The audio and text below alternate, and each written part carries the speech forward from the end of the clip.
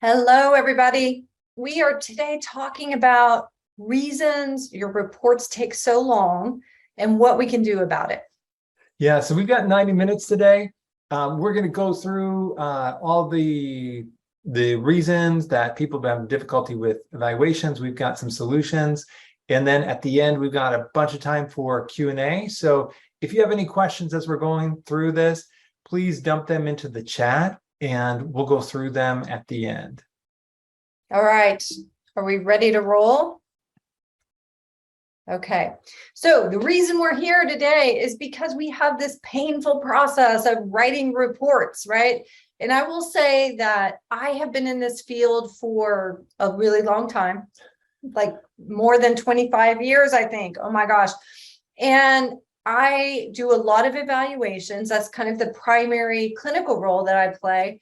And I still find this process hard. So I do loads of evaluations and I'm always looking for ways to save time and make the process smoother.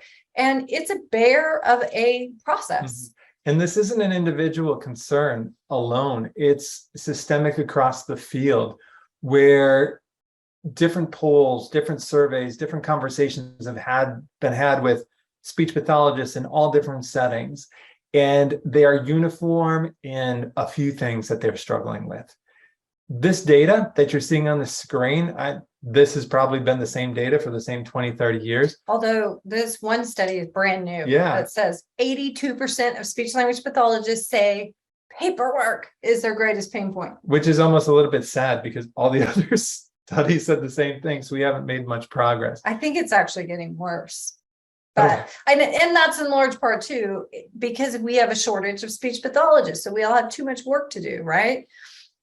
So a way in which we can take care of this is through concentrating on things that we're able to change.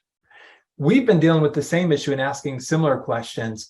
For many of you that know, we've dedicated this year to focusing on the evaluations. And here's why.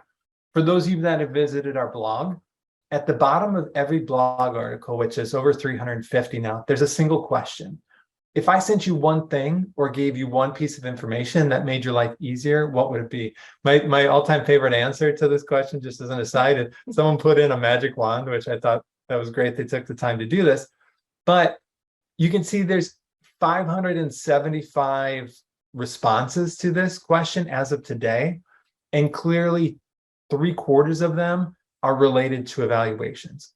I need a template for this. I need this information on this language. I need this information to be able to write.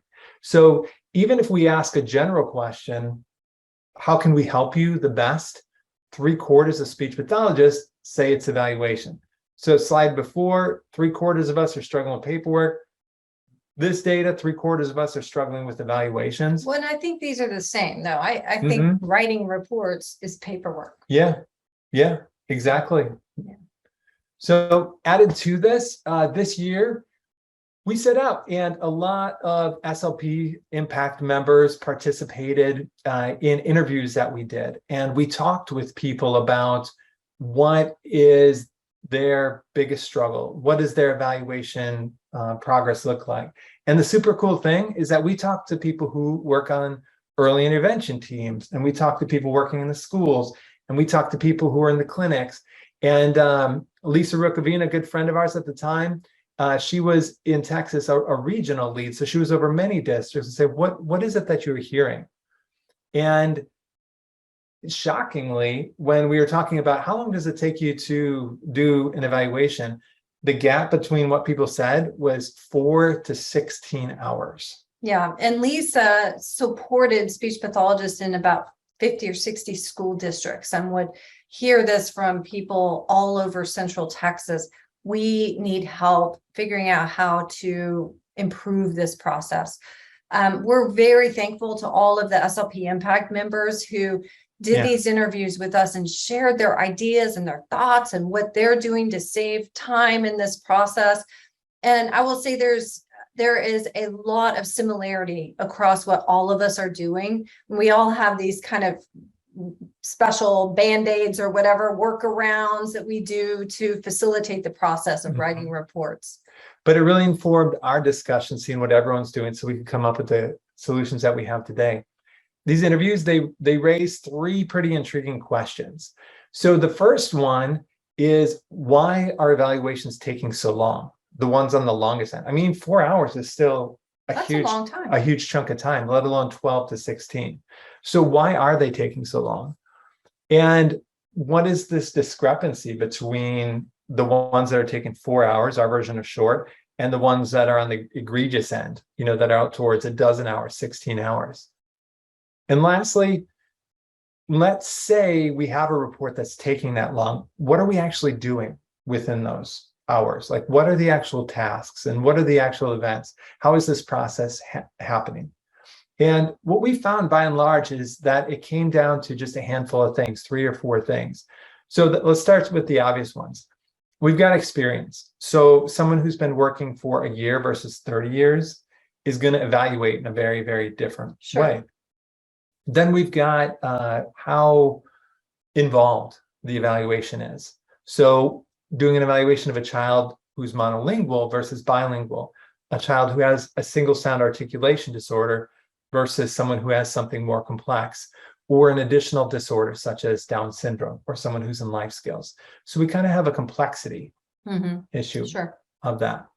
A third thing that was kind of interesting, and I don't even know what to call this, kind of like people who weren't rusty. So people who did evaluations faster. So people who were on evaluation teams, people who loved evaluations and did lots of them, they were just naturally faster, which just makes sense because it's what you do. You get a routine and you work those into your process. Yeah. I think when you look at the state of New York, speech pathologists typically are either evaluators or interventionists, and you get efficient. And when evaluations is all you do. Yeah. So it was a privilege to be able to have this many conversations with this many experts in the field at all sorts of levels. So we're going to start our discussion based on some of the knowledge that they shared. And then we're going to spend the rest of the time talking about the fourth portion of this, which is all the ways in which people are monkeying with their reports and trying to carve off different things. When you really dive in and you look at what is involved in a speech language assessment, it's a lot of pieces. Shocking. So it makes sense that it takes a long time. We have teacher questionnaires, parent questionnaires, health questionnaires, classroom observations. We gather background information from a variety of sources. We have to pick our assessment tools, administer those, analyze the results, so on and so forth, transcribe language samples. There's a lot involved. Yeah. And if we think about all of those pieces and we try to shave some time off of all of these areas, it can make an impact. If you save 5 minutes on each of these processes, that's an hour for you. So our goal in this is to figure out I guess our goal for our careers has been, how do we do this faster?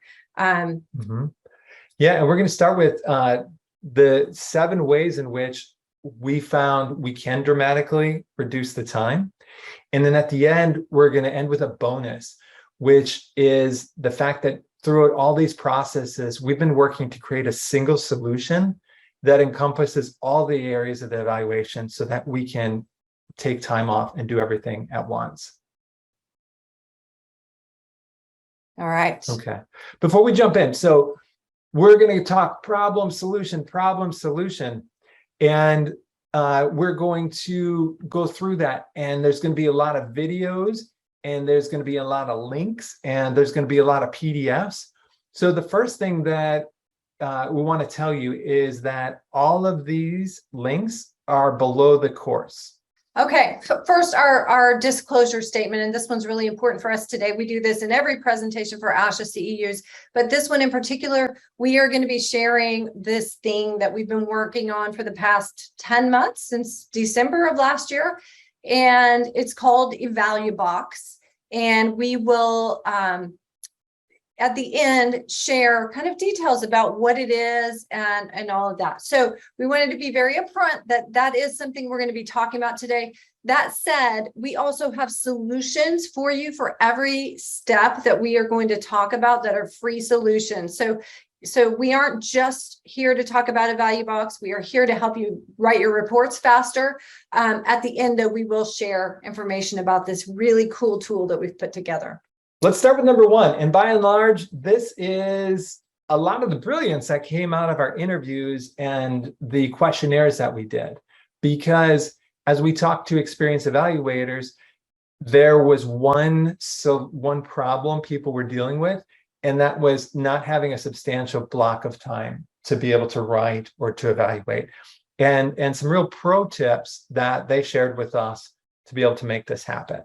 Yeah, it was amazing to hear so many SLPs who said, I have a 15-minute window and I go and I test for that 15 minutes. And then I go back to therapy and then I go test for 10 more minutes. And when you're breaking things into pieces that small, it takes a lot longer. You have to start and restop and gather your materials again. You know what it reminds me of? Like, I enjoy cooking so much because of having like 1 and 2 year olds in the house. And if you've ever tried to cook a meal in 15-minute blocks where you're running out of the room to do something else and come back to get the next stage, I mean, that's fine because eventually the kid gets older and goes to school and you can go back to just cooking a meal, but that's really not ended for our field. So by stopping and starting a process, you have to get settled back in, you have to open the documents, you have to remember what the kid's name is.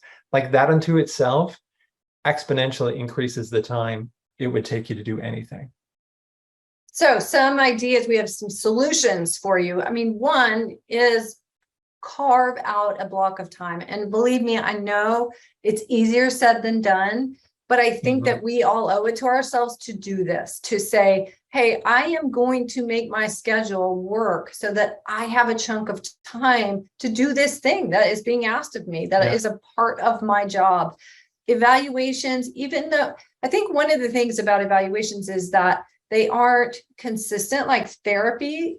We get them sporadically. Hey, here's an eval. It's due on such and such date. Very different than we see this kid at this time, every single Tuesday. So what happens is we end up just fitting those evaluations in. And one of the things I'll recommend is that we set a block of time in our schedule, knowing that we have evaluations to do. They may not be in our box yet, but they're coming. So set a block of time. How do you do that? Yeah, this is a super cool idea. So if you have 2 adjacent groups, if you are in the schools, for example, you're working with groups, if you're in the clinic and you have, 2 parents coming at the same time, children benefit from communication, and you can put the groups together and clear off that block of time that's next to an open window to give you a greater block of time. This isn't always, but examples are put on a play that requires more people. I love doing massive projects where we decorate an entire wall of the room, or we use a table to make the downtown of the city that we live in with extra boxes out of recycling. And multiple kids with multiple goals at multiple ages can be participating in this to give me an extra window. Yeah. Another thing that we do, when we use our literacy-based intervention, we work on activities that go with the books. And then going into the classroom, combining the kids' classrooms and doing some activities with all of them so they can show off their skills. That's another way we can see more kids in a larger group to create this block of time so that we can have nice little blocks. Yeah. And getting it on your calendar ahead of time before people start scheduling over it, because, honestly, if you don't commit to it, chances are you may not do it. And I know being in schools, that gets run over by emergency IEP meetings and all sorts of stuff, but at least you've made an attempt. And if it's not there, chances are it's not going to happen at all. That's true. Using a 3-1 model. I know many school districts have adopted a 3-1 model where we provide direct services for 3 weeks, indirect for 1 week. And that indirect time is often used very valuably to do evaluations that come up. And then you really can get that chunk of time to sit and focus and test and write in a close proximity of time. And a lot of districts are doing kind of a hybrid. So it's, if people aren't open to a big 3-1 model, which can look like reduction in service time, they're doing all the service time within those 3 weeks that would normally occur in a month. So a child would still get the same amount of services across a year on this hybrid model, but it gives blocks of time to be doing the meetings and everything else. Okay, so to summarize that, we made this beautiful infographic that you can print off by clicking on the course page and hang up in your work setting to remind you of these master tips that we got from all these. Yes. All right, reason number 2 that it takes us so long. We do the same task more than once, sometimes twice, sometimes 3 times. So take, for example, the background information. We get parent and teacher questionnaires. We get this folder and we need to go out and test kids, right? So we go through all of that information. We go, okay, here's what's going on. Here's what I need to do. And we head out, we test the child. Then when it's time to write the report, we've forgotten everything in there. So we go back through it all again and we go, okay, and then we've got to get it into our report template. So it takes time, twice as much time to go through it twice, right?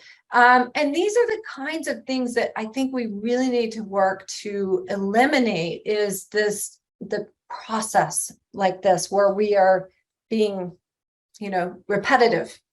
So one of the things that we have for you for this is a background organizer. So this is something, there's a download. It's not all colorful like this, but download it. And it has in there the teacher information, the parent information for each of these fields. So as you go through all of that background information, get it into the right category, and then it's quick to cut and paste put it into your report.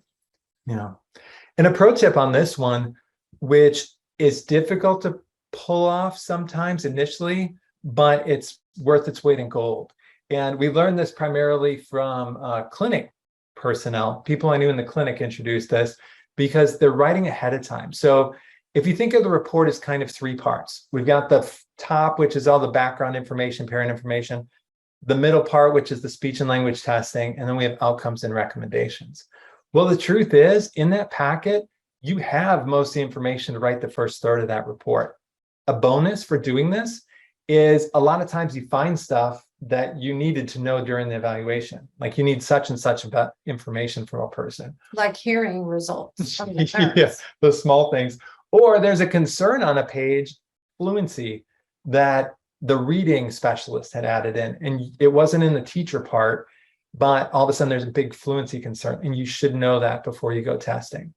So you're going to write that anytime, and writing it ahead is a great tip. Yes, it is. Okay, then there's reason number 3, right? Which kid was this again? There is often a lot of time that goes by between when we sit down and test a child and then when we sit down to write a report. Many of us put it off as long as we possibly can, right? Because it's such a painful experience. So then when you sit down to write that report, you're like, oh my gosh, I don't even remember if I thought this child had a speech impairment or a language impairment. I'm not really sure. So what we can do here is capture our assessment impressions immediately. So this is another one. There's a link to it on the course page where you can download this. And when you're finished with your testing, circle within normal limits or below average and jot your notes down. And that way, when you go to write, you pick that up and you go, oh, okay, yeah, I remember this kid. Yeah. I remember what I was thinking.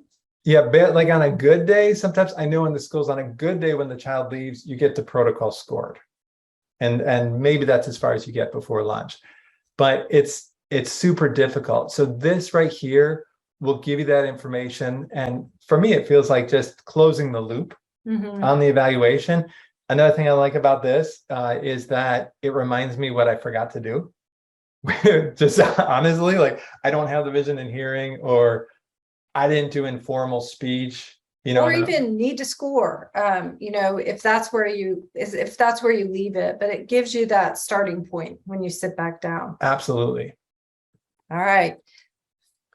Yeah. So here is a longer version of this. And this is a form that we use in Evalubox, which is basically a system that we've created to help us write reports.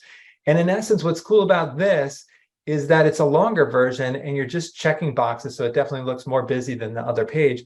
But in this paper form, you're just checking the boxes for the information that you have. And it was made by speech pathologists. So it's in the order that you would put it into your report as you're writing it, rather than being all over the place. Yes, and it just goes into your report in Evalubox, but we'll get to that. Okay.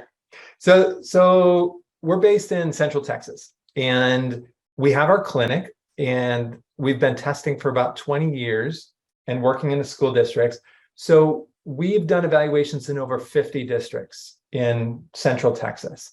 And we can tell you that I don't think two, even neighbors, use the same paperwork for parents and teachers, and maybe health is the same. Add to that the amount of presentations Ellen and I do throughout the country. And through this process, we're like, hey, can you send us your forms? It's crazy to think the ways in which people are collecting information. Everything's in a different order. It's different information. I mean, some of the information is the same. It's different information. And then one of the things that really stood out to us in this process was how culturally insensitive, or just insensitive, a lot of the questions were. So we got two big issues. One is that there's information we don't need, and then there's some that's really not good. And you know what, as a parent, so I have a child with special needs. I fill out a lot of these forms, and I'll say as a parent, there are two things I don't like. One is questions that make me feel icky, and we'll go through some of those. Another one is filling out the same information over and over and over again, putting your child's name and date of birth on every different form, is really, that gets old. So we didn't make these up. These are questions that we pulled off anonymously shared forms from our colleagues. Does your child come from a broken home? So this is wrong like 6 ways from sundown, but they notice two things in this. Like, if you have trouble getting forms back from parents, this might be part of the problem. They're too long, or they just don't make them feel good. And does this actually help us write the report? Is there anything in that question that would change your report, or would you even include the information? The next one was my favorite. How old were you when you became pregnant with your child? Like, okay, let's stop and think about that for just a second. What are we going to do with that information? What are we going to do with it? Yeah, it's insulting on two levels. Like, it's insinuating you had a teenage, you were too young, or you were too old, or were you just right? Yeah, it's like the Goldilocks film. Like, the education of the parents, there's markers that say some kids will go to college because their parents didn't know that, but what does that have to do with the child's communication? Right. And I will say that in the evaluation process, our answer to that is dynamic assessment. So if our concern is the child hasn't had educational opportunities, we're doing dynamic assessment. So we don't need to ask this question. And even if we did ask this question, we can't make direct implications based on it, relative to the child's speech and language skills. And I say we into the fourth one, the implications is pointed. So if you look at it, you're like, oh yeah, how much they watch, but how much time do you let your child watch television? This is all about you parenting, mom. Yeah, so when we're talking about parent, teacher, health information, we just need the facts that speak to how we test and our information. So what we found by and large across tons and tons of different forms are that sometimes they're huge and they need to be printed and carried to teachers. They're not family friendly. There's culturally sensitive, icky stuff in them that's just not correct. Questions that don't speak to the communication problem at all. As you said, it's like they add questions the next year and the next year, but they don't actually go in and clean up. They don't take any out. Yeah. It's not set up for us to actually go through and write from. And it takes a master's degree to pull the information out of it to actually speak to it. So what we did is, on the positive side of things, is there were some great questions in these, but they just weren't together and in the right order. So we created the best of all parent, teacher, and health information forms. So we reduce the inefficiencies. Yeah. All of those. Here's us at the public library. We met downtown when we were allowed to meet again early in the spring, and just went through them and sliced and diced and put all those together. And it's come together as a beautiful parent questionnaire, which gets us just the information we need in the order that we would enter it into the test. Same thing with the teacher questionnaire. And by and large, the health questionnaires are pretty straightforward. And those you have links to too on your course page. Absolutely. Okay. One last thing, based on the some of the responses that we found in some of these, without calling out who sent the documents and that had those on, we brought the conversation up and we wrote a really nice blog essay about it, culturally sensitive communication. And this would be of benefit for you if you find your forms are problematic and you want them replaced. This is kind of the reason why we need to bring those forms into this century. Right. So read that, redo your forms, use our forms, but definitely be mindful about those the questions that are on those forms. Okay, number 5. SMART goals. How long does it take you? You've written your report, you get to the end, you're like, now I've got to write the goals. Yes, and that takes time. It's a process. Yeah, back to the fishbowl too. How many times have you done this? Not even just for the evaluation, but then as you're going through progress notes and you're going through, this is a place where the clinic has more work to do. Oftentimes they have 3 and 6 month evaluations, and they're constantly doing either just a progress monitoring style report, or they're doing a full report and they need new goals. For them, for those of you that are in the clinic, you know that this is make or break. I mean, in the schools, you write good goals and by and large, people are going to accept them. It doesn't happen in the clinic.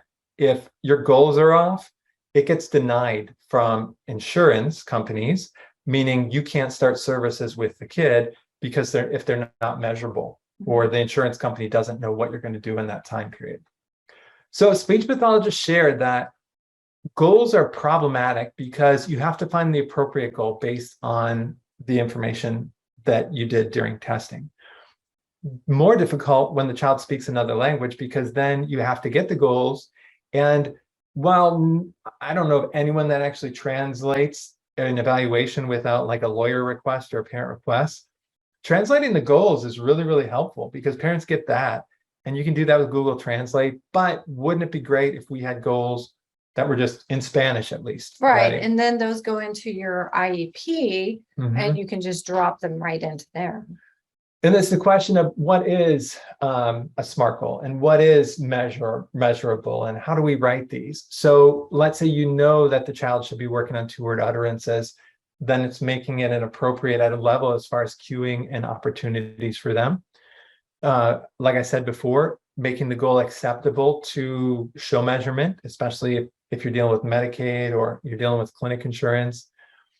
And generating these and putting them together and piecing them together takes time. So we have a huge portion of the traffic coming to bilinguistics.com goes to a single page. And here's why. We've had this goal bank up for 10 years, and it's grown and grown and grown, and speech pathologists have given us new goals and we've added new goals. We just redid it this summer.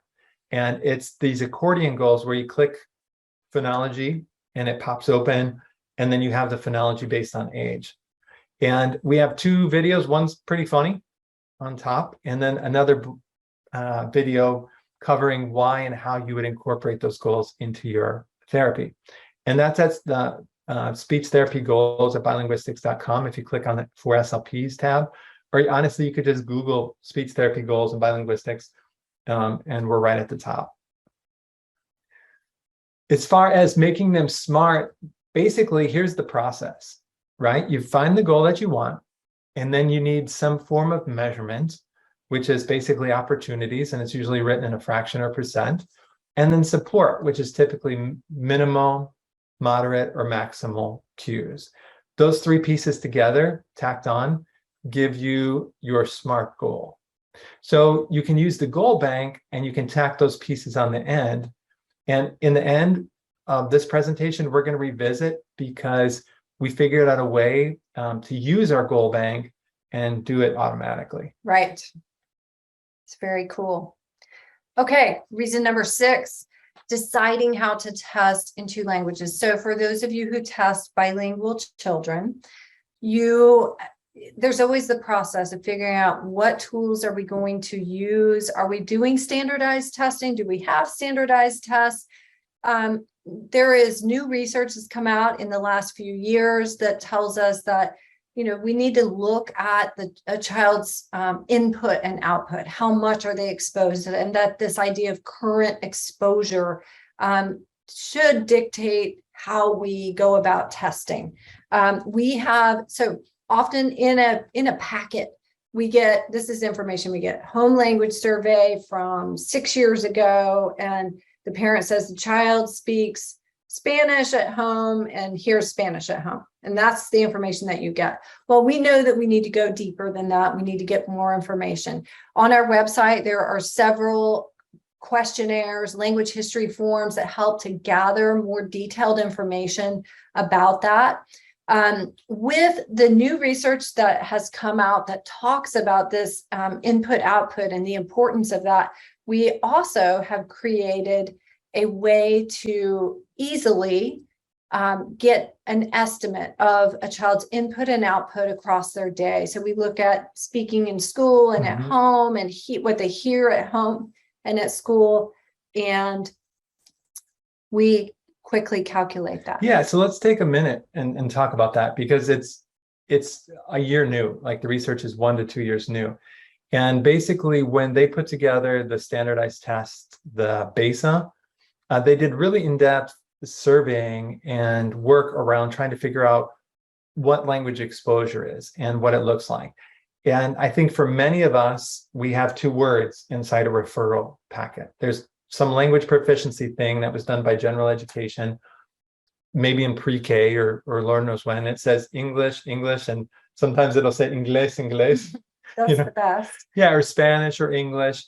And then that's used for classroom placement. And that's included in our report to give us an idea of what we should test or not. Language exposure, we know that language is driven by the environment, right? Even among ourselves, even if you're monolingual, there's words you use in a certain place, and there's words you use with a certain person.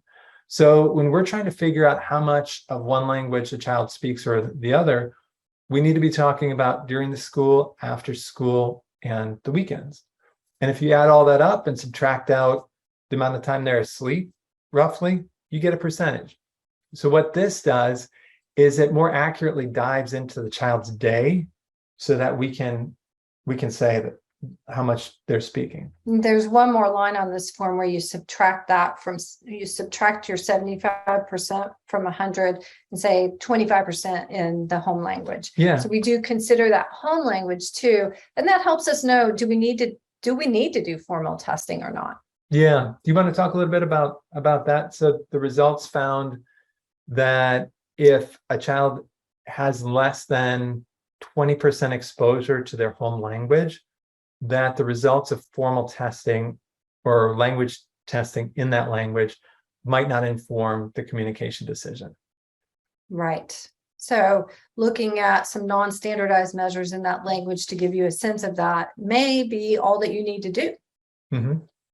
Can you bring up that chat? Oh, the chat. Yeah. Oh. Behind this. What this looks like on testing, we often have these questions, do we bring in a bilingual evaluator? Do we bring in an interpreter?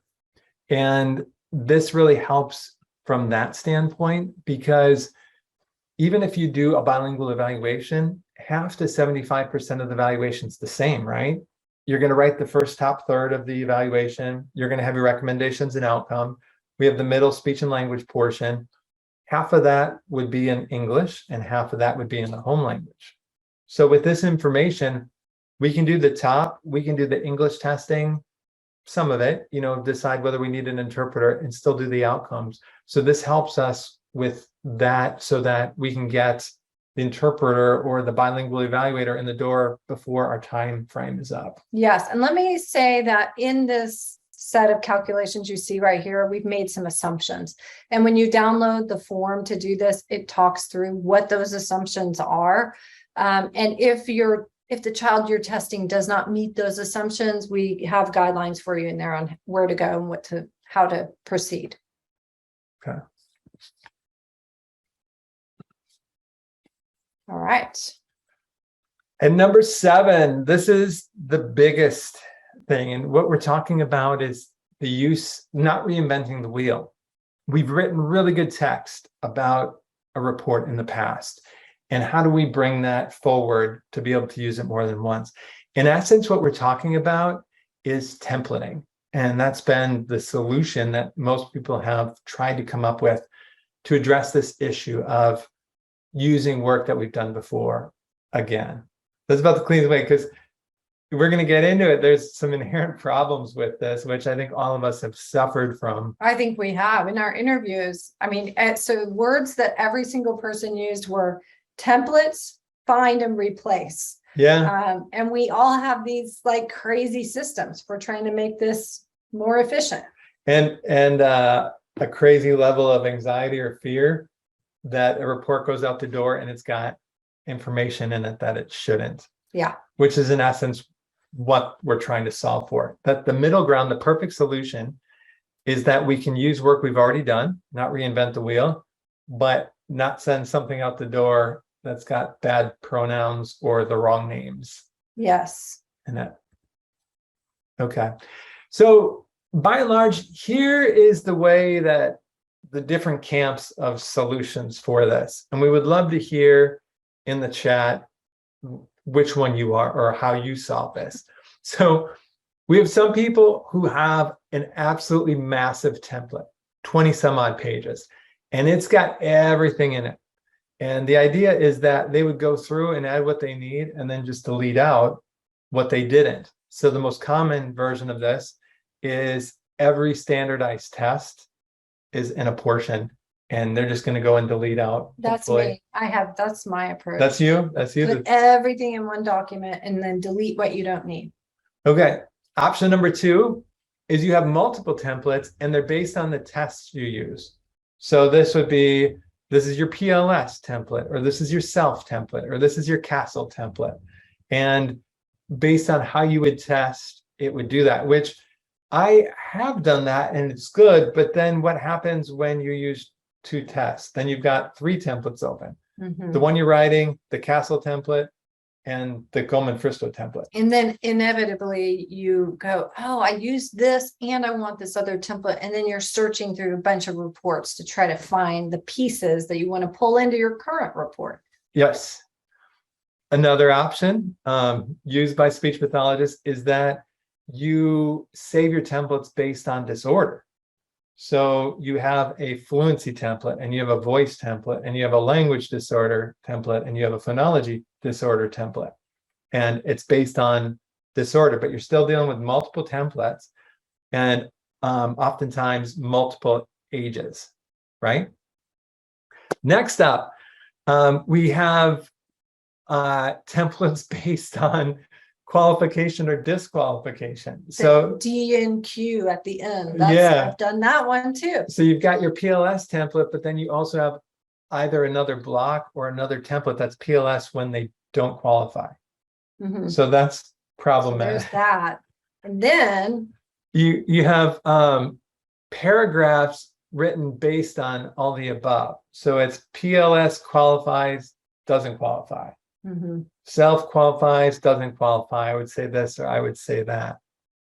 And then there's the boy template and the girl template, the gender neutral template. Yeah, I hadn't even. So I didn't think about people doing that, but then when they mentioned it, I had to laugh because I have that too, just with the kids' names in there. But that's problematic unto itself. So if you were to go out and look on the internet, this is the current best practice. This is what everybody's doing. This is what we heard resoundingly from everybody. Yeah, it's just a different variation on the same theme, Mhm. which is I've got some system in place to capture text that I wrote before, Mhm. and I've got some system in place to hopefully not submit a report that's got the wrong information in it. Yes. Here's a little video of your Yeah. report tagging. So here's a solution for you. It's an idea, and up until today, this is kind of the current best way to go about doing it. So no matter what system you use, the question is, how do you find that stuff? And it becomes really, really valuable when you run into a report you haven't seen for a while, like voice or like Down syndrome or something that's just not your day-to-day thing. So I'm going to show you a video of how I organize my folder of all my evaluations. But first, let me tell you what you're going to see. I code the names of each of the evaluations. So it's the student's name and his age.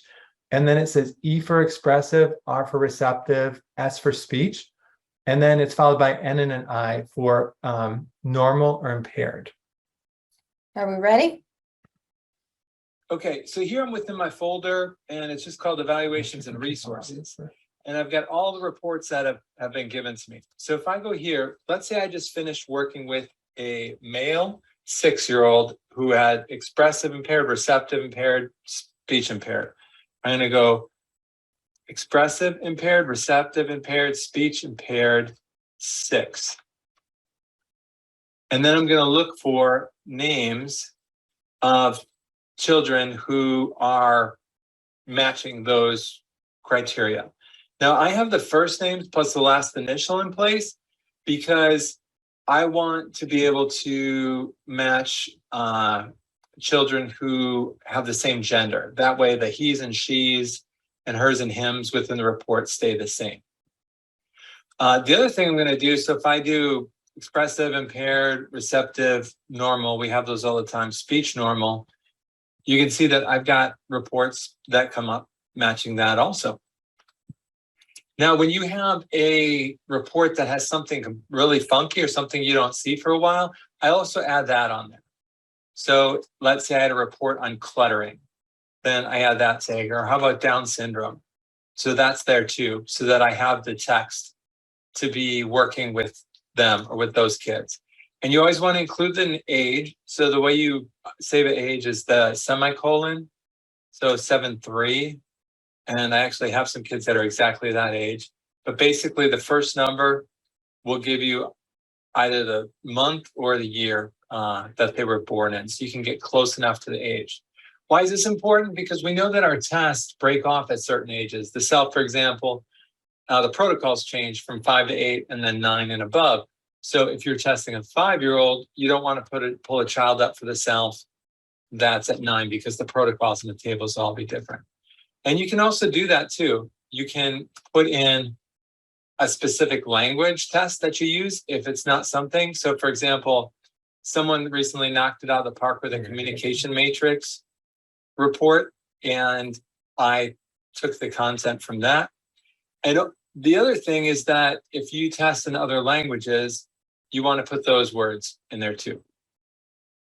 Ooh, okay. Yeah. So really nice idea, Scott. And actually, that is the way that we have in our group at Bilinguistics. That is the way we have done this for a lot of years, which is great. Soon we won't need to do that anymore. Yeah, and the benefit of it is if you have people doing it, so we peer review our reports, and what you're seeing on the screen, like I didn't write 5 cluttering evaluations, but I got one. I was like, holy cats, that's really nice text. Mm-hmm. And then I saved it. So if you have a group that does that and gets on board with a coding convention, it works. And then you can find the text you need to be able to apply the report. So that's cool, but this is also pretty crazy. Yeah, it is. It makes me laugh. So that video was recorded a while back, right? When Scott was showing that. And I can't wait to show people how we do this within Evalubox, because you can put a cluttering blurb in there and then just grab it. Yes. Yeah. Okay. Find and replace the other three words we heard so many people say. Yeah, like thank you, Google, or thank you, Microsoft Word, because at the end of the day, people are scared to turn mistakes into PDFs. And can we just say, use your chat box, say, I use find and replace if this is an approach that you take in your evaluation writing. Fine if people use dollar signs or AAA or something like that at the beginning, so that okay, we have lots of people saying I use find and replace. Like we live and breathe by it. Yeah. That's the one t-shirt I haven't seen at the conventions, but that would be like hashtag find and replace, because that's what we do. Yep. Okay, we got it. And we did hear that from every single person we interviewed, is we put codes in there for student, and we find and replace them with a name.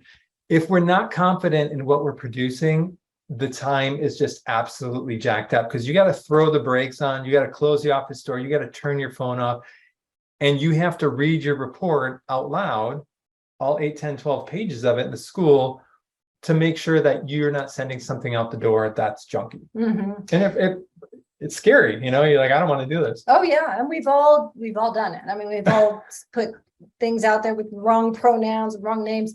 So let's talk about the pronouns. When we're using find and replace for pronouns, for those of us who don't have a girl template and a boy template and a they template,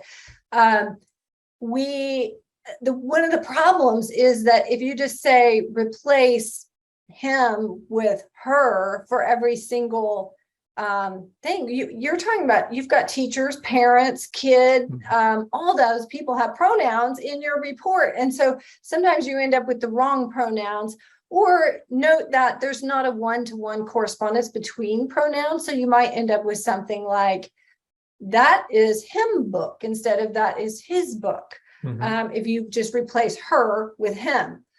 So a lot of problems there with find and replace, and we've all done it, and we've all seen those problems in our reports, and we're lucky if we catch them. And you're not even talking about capitalization. Yeah. Then you got to go back and redo all the she's that's were at the beginning of the sentence, because you just kicked out all the he's that had capital H. Yes.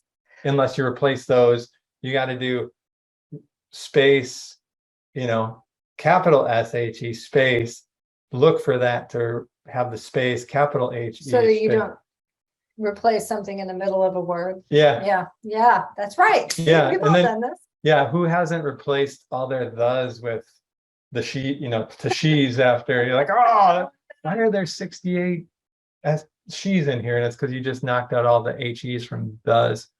Okay. So what about using neutral terms and pronouns? Right? You could do that too. The student does their best work in small groups. We've all tried that too, which, you read a whole report like that and it's like, that sounds awkward. Also, sounding awkward is when we just use the name and not the pronoun. Sally excels in math. Sally struggles in reading. Sally enjoys playing with her friends. Lots of options. It sounds like an easy reader from first grade. Here's something in the chat box that says, I code my pronouns with possessive for a possessive pronoun, object for an object pronoun. And that's clever. And you're going to love what we've done. And then you find and replace it. Yep. All right. I like it. Then we have this, right? Why is there another student's name in my child's report? How many of you have done that accidentally?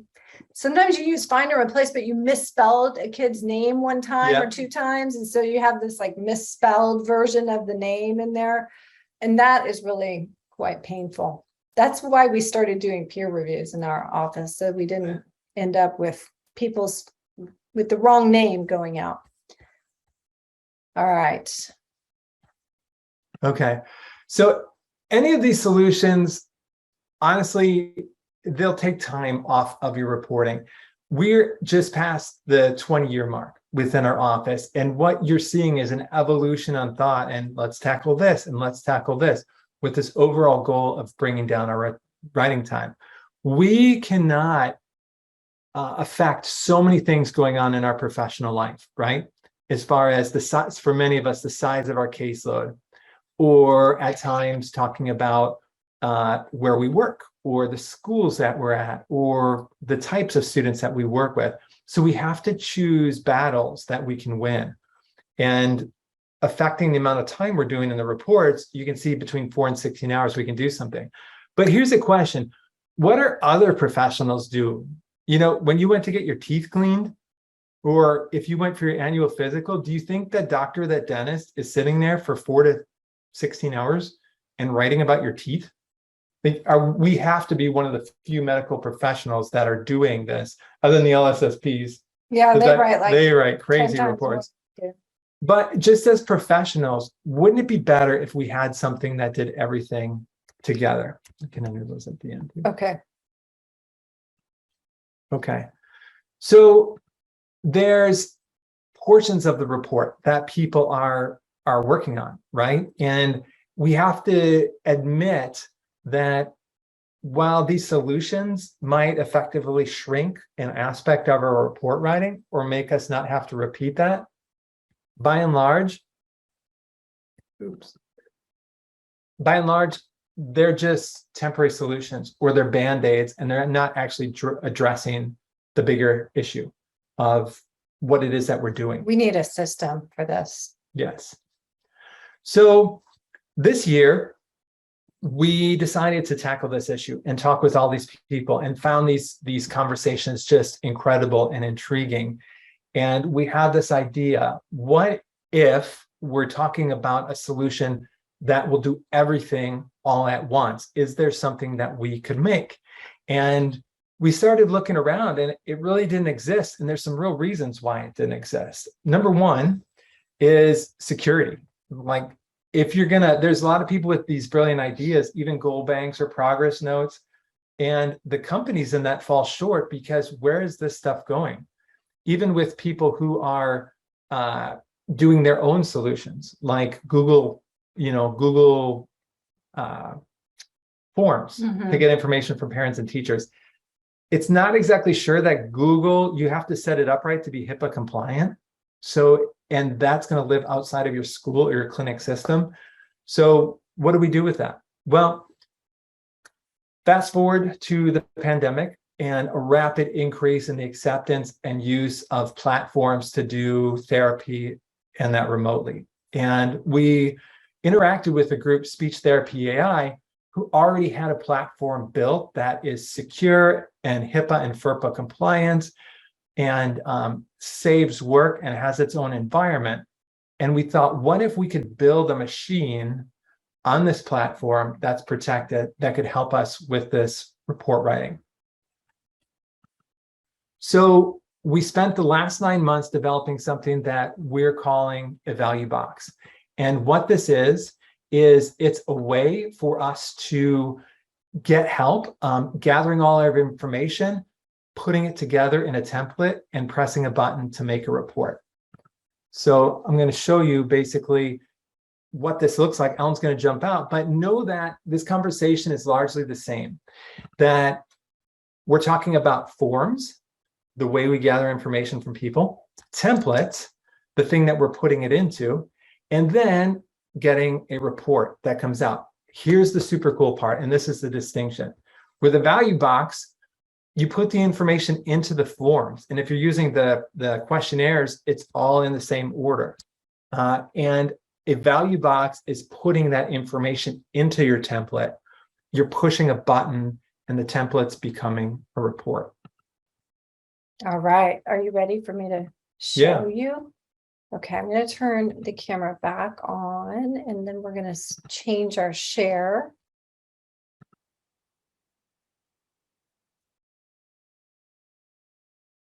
To here.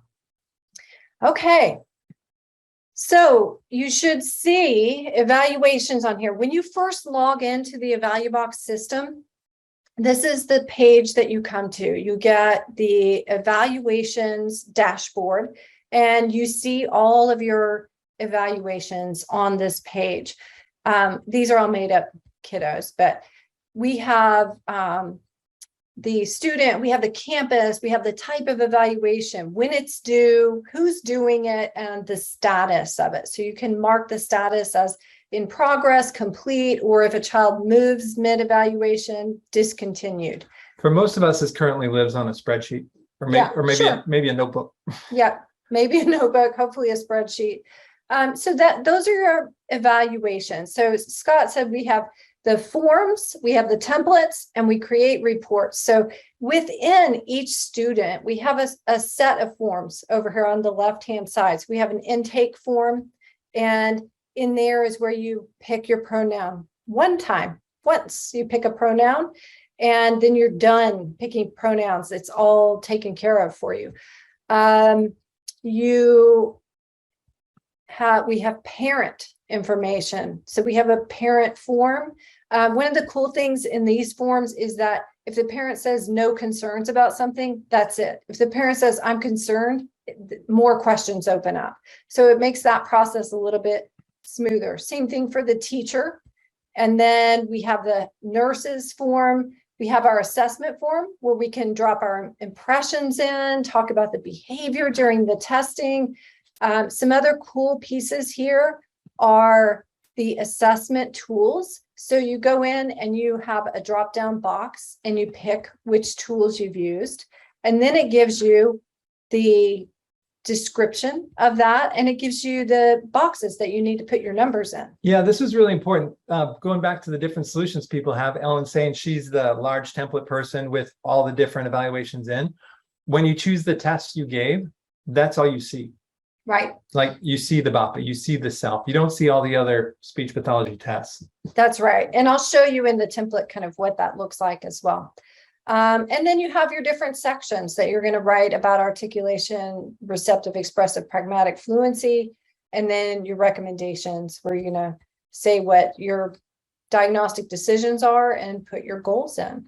Now, on the template side, I'm going to go over to the templates. And so there are 4 ways we can do templates in Evalubox. You can create your own. So you can take your fancy dancy template that you've been using, drop it in, and put Evalubox codes in it. You can use our universal school template. That's another option. Yeah, if I can talk about this, it's something I'm really proud of. We've been at this for 2 decades, and of the 50 plus districts we work with here centrally, all but 1 have adopted or accept our reports and our templates. And honestly, they've taken text from them. We've gotten reports from them that have our templates in it, which is totally great.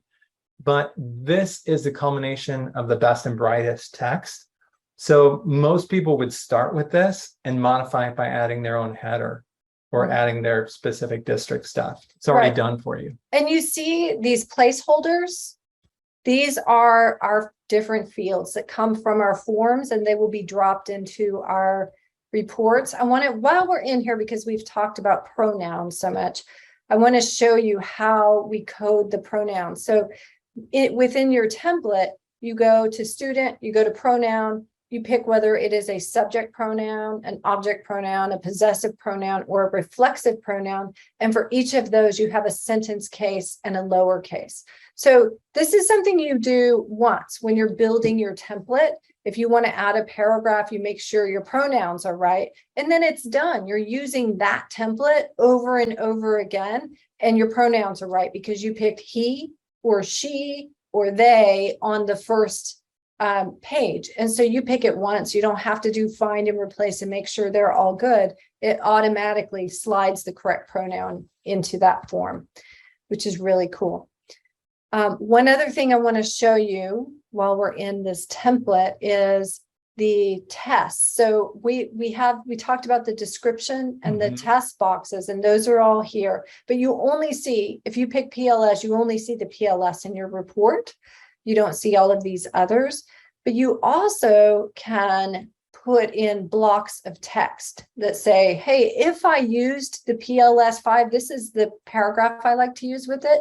And so I'm going to drop that into my report. You guys know those. It's the PLS 5 was standardized on kids, with 2 arms and 2 legs and whatever those paragraphs say. But we need that paragraph in there to justify our use of it with the results. Okay, so now we are going to go back to our evaluations dashboard, and I want to show you how awesome this thing is. Okay, we're going to open Hadley Henry's. And you see this little blue button right here that says view report. So once you've put all of your text in, you pick which template you want to use, and then you click view report. You punch the button, and then look at that. All of your parent and teacher information. Here's language proficiency. We'll talk about that in a minute. All of that information is in your report, your boxes, your tables, everything Parent, from student your forms. information. And this is completely editable. Like, you can edit it here. And it's also in terms of the current evolution of this, it's not done, right? We've got the first 2/3 of the report done. We've got all the recommendations with our SMART goals and our outcomes. And we get to spend the time on the part we actually enjoy and the part we became speech pathologists for. The speech paragraphs, the language paragraphs, the voice paragraphs. So that section there is what we can spend our time on refining. Sure. Yeah. So you can have your template paragraphs in there and then refine those. But the coolest part is all of that teacher, parent stuff that we have to go through and type it all in. Once that stuff is in your system, it goes straight into your report where you've decided you want it based on your template or based on this template. Yeah. Absolutely. So in terms, I was talking about the 4 types, the 4 ways you can do the template. So you can use one that's in there. You can drop yours in there and replace the codes. You can start from scratch if you want to. And then another thing that you can do is you can insert blurbs into your template. So if you do have a child who is who clutters, you can say, insert the cluttering blurb, and it will drop that into your template. So lots of flexibility. And that was really key to us in building this tool, is we have to have flexibility or this will not work. We need for every school district, for every clinic to be able to create their clinic template. If the universal template doesn't work for them, use your template and use the placeholders, just replace the placeholders. So where you have, I see a lot of people put in the chat box the way they do things. So they put XXX or XHE for the subject pronoun. And then replace that with he or she, right? So all of those things, you would just put your placeholder in there, and then you don't have to do find and replace anymore. You just click he or you click she. So, yeah. Okay. So click on new share and don't close the window out. There you go. And we're going to go.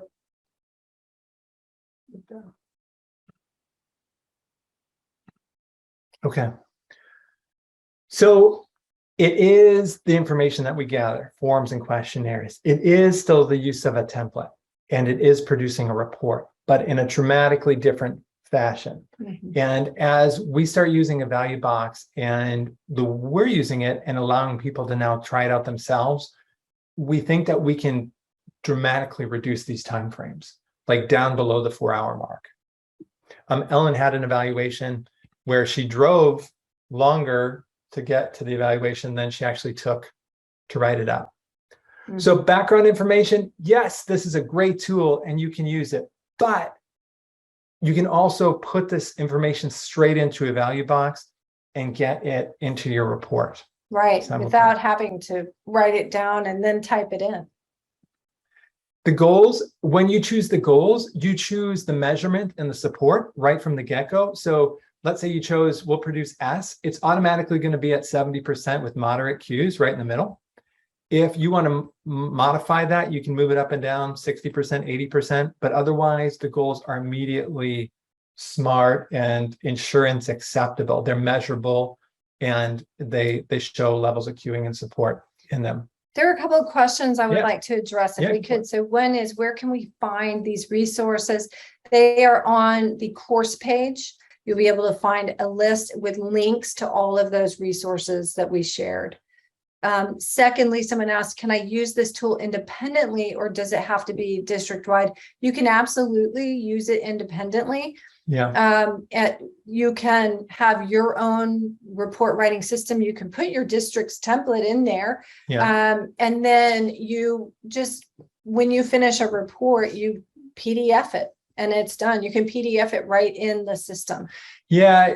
When we were interviewing people about what they're currently, like, what are you currently doing for solutions? Even people who have a special education system with reports, they were using words like workaround or stopgap measure, where I'm thinking specifically about an evaluator that I know from Minneapolis. And even though the system has the blocks, she's writing in Word, she's writing the report herself, and then she's uploading it. I think 9 out of 10 people we knew were able to upload PDFs to the system. One person I knew, and she was really frustrated by it, but the district was asking them to type into these blocks into the fields. And she said everyone is still doing their report on their own because they don't trust the system to save or to have the template for themselves. And then they're cutting and pasting into the system. Click parent information, teacher information. So oh my gosh, that person has never worked as a speech pathologist, whoever designed that system. Yeah, exactly. So yeah, if you have the system, and the one from Minneapolis, I brought that up specifically. I'm assuming there's a lawsuit because it's kind of header district. And then there's this huge disclaimer box on the front of every evaluation saying, this report can be used for whatever. We're able to build that right into the template for them. Okay. This math that you're seeing and what we shared is an evolution of language exposure and use. And I think that it's the best, had been the best take on there. But inside Evalubox, we automated it with these super cool sliders. We're going to play a short video for you. I'm going to tell you there's a little bit of background music, which was one of my children playing music behind me. And I just went forward with my recording. So here we go. Okay, so once you've entered your percentages on the parent and the teacher forms, then next you'll go to view report. And it's going to pull your report and drop all of that information into a nice little table. So that gives you your percentages so that we know, you don't have to go through and calculate all those. So the slider is you slide to the percentage of, if you slide to 60% English, then it's 40% home language. And it does all of those calculations for you in the background and drops this table into your report. Yeah, the paper versions of this and our work across the years became the components of Evalubox. Parent, teacher, and health questionnaires. Yes, we have distilled down dozens and dozens of these documents from across the United States into the best form and into the order that they'll go into the report. Inside Evalubox, you're just checking boxes and adding this information, and it's automatically going into the report. Yeah. So, and that's the really, I feel like that is one of the biggest time users for us, is that process of taking all that information and getting it into the right place in your report. And with this, we've created these templates that get it into the right place. So you just put it in and then punch your button and there it is. Yeah, and I'll give a little insider information here. We're organizing what our next steps are and what we want to add to this. And top of the list is an ability for us to send links to the parent, teacher, and nurse and have them fill the information out on their phone or on their computer, which goes immediately into your template. Right. And then this is where one of the important pieces is, right, is you can edit everything in that final report. There's nothing that is not editable. You can edit it in the form as well. So that piece was really important. I think that was the downfall of many programs, is not having that flexibility to edit, because the parent might put it in a different tense than you want it in your report. Yeah. And when we made Evalubox, I think this is the most important thing, is that we went big, and we jokingly said that we wanted to announce the death of multiple templates and the end to them, because there's nothing better than having a problem that doesn't even exist, like that you don't have to solve. So as we were working across the years on how to fix the templating problem, we conceptually asked, what if there is no templating problem? What if everything just goes into one template or one style of template and you're filling it on the front end? So all of these different ways in which we're trying to work around gathering and reusing our good, healthy content without making errors, I think is the biggest part of this solution. Sure. Okay. And more than anything, we owe you a big thank you, because we came up with these ideas and we met with you and we asked different people, and so thankful for this community because they gave us immediate feedback. Speech pathologists are not shy. And if stuff wasn't working or if it didn't include this, they wouldn't do it. So we have a big debt of gratitude to you, to our community. And I will say we were really lucky to end up partnering with Speech Therapy AI on this, because they were already in the field of speech pathology With a similar mission. Yeah, with a similar mission in terms of making services available to people through an online platform. So they were already in the field and had some knowledge of what we do. And so it was really easy to partner with them. And also we'll have this ongoing partnership where we can all work together to continue to develop this into a thing that helps us alleviate a lot of the pain points of our jobs.